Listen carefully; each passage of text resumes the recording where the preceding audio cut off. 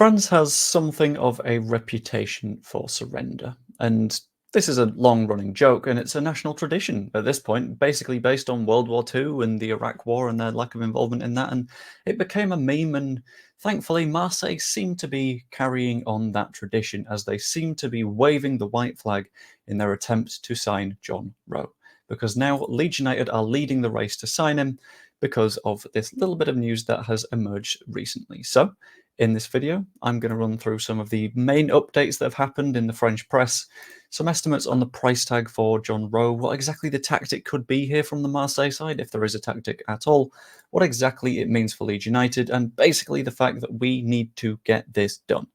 So, to start with, I'm going to run through what the updates were in the French press, and the news initially came from L'Equipe, who tend to be a fairly good source in terms of French football news. There's a reason that their ratings are so highly regarded. I think they've given out very, very few 10 out of 10s, for example, because they're just someone that a lot of people have their eye on, and as a result, their reporting is never too bad. And in the report, at least the free part of the report, because I'm not paying €4 to access the news article, le successeur de Pierre-Emerick Aubameyang sera bien El Wahi, une piste révélée par l'équipe mardi dernier. In essence, this means that Marseille have opted to sign El Wahi instead of Jonathan Rowe. They could, in theory, have done both, but they have ended up landing at Wahi as the long-term successor to Pierre-Emerick Aubameyang, and it seems like they've ended the Rowe hunt because of some of the main estimates on the price tag.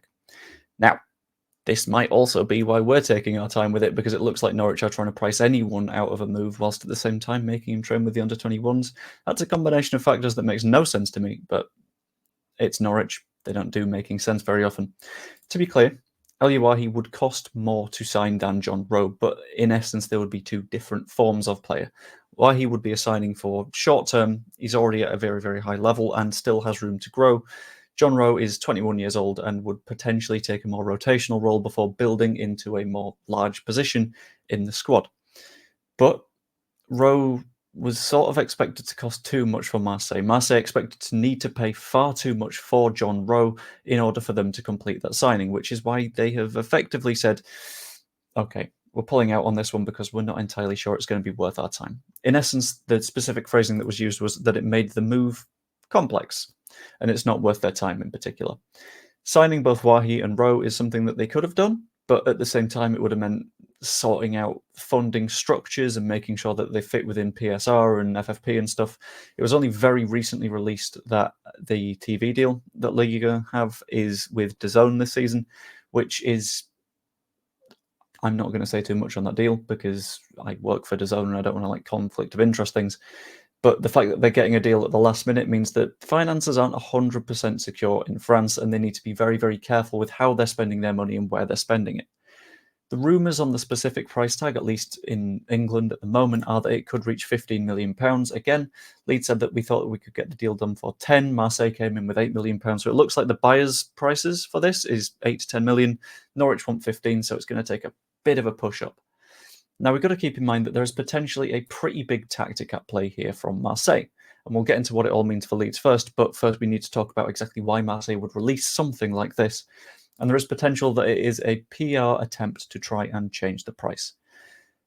Basically, at this point, everyone involved in the conversation, everyone that's been keeping track of this knows that Norwich probably need to sell. You don't chuck someone in the under-21s and have them end up being completely happy and joyful with the way that they're spending their time at the club and wanting to stay there for an extended period of time. No, that is gone. And it feels like basically Norwich need this sale because they also need to sort out the financial side of their club. And if you combine that with the fact that the player basically doesn't want to be there anymore, they're in deep trouble. So, by pointing out how high the price is on the Marseille end, they managed to set a narrative. They set a story of why are Norwich charging so much for this player. And what will basically happen at the Norwich end is people will go, well, we don't want him here anymore because he doesn't want to be here. So why are we pushing for other clubs to pay so much? Because as far as I've seen, no one on the Norwich end sees a route to redemption for Rowe here. He came through their youth rankings. He eventually found his way into the senior squad, and now it looks like he's trying to force a move out. So everyone is a bit pissed off with him on the Norwich end. And it doesn't need to be a tactic in the slightest. It could just be honesty. But signing El Yawahi means that Rowe is effectively not a must sign for Marseille. They don't need someone desperately to cover that position. He's more of a nice to have.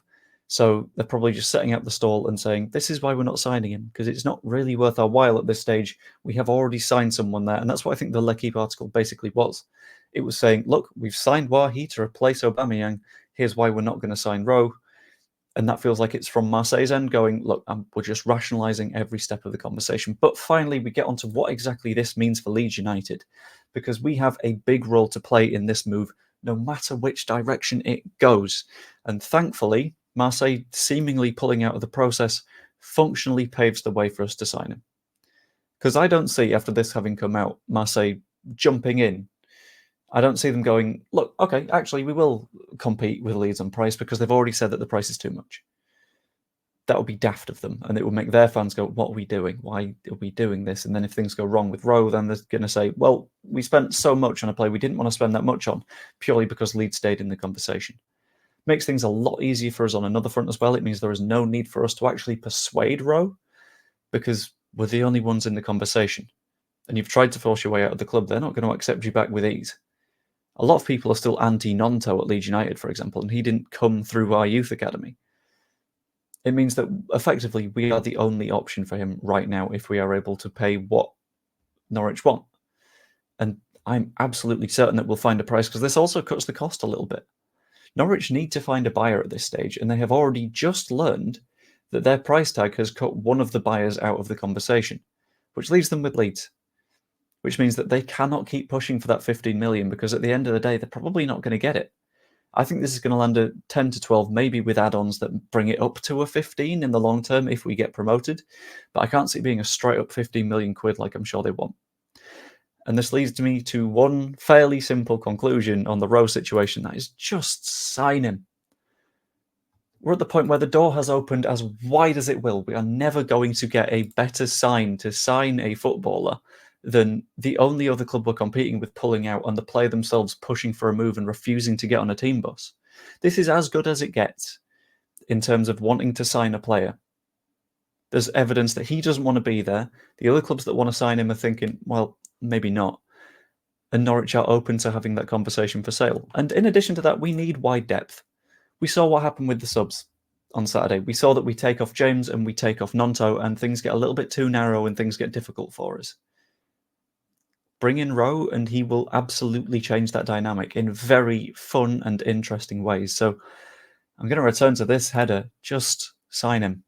I know it might be an initial cost that is pretty big, but I would rather spend 10 to 12 million quid on Rowe and increase our chance of that £100 million promotion than not, and make things a lot riskier for us. So at the end of the day, I think we just need to sign Rowe at this point. Ideally, as soon as possible. That'd be quite nice. But at the end of the day, that is only what I think. Let me know what you think down in the comments below. Just a simple yes, no, will Rowe end up signing given this big update? Like the video if you enjoyed. Subscribe if you're not yet. That's always massively appreciated. And even become a channel member. It's only 99p a month, and it's massively appreciated. Hope you enjoyed. I will see you later. Row, row, row your boat gently up the league. If you see a Burnley prick, don't give him some weed. I don't know. There was a rhyme there. I didn't find it. See you later.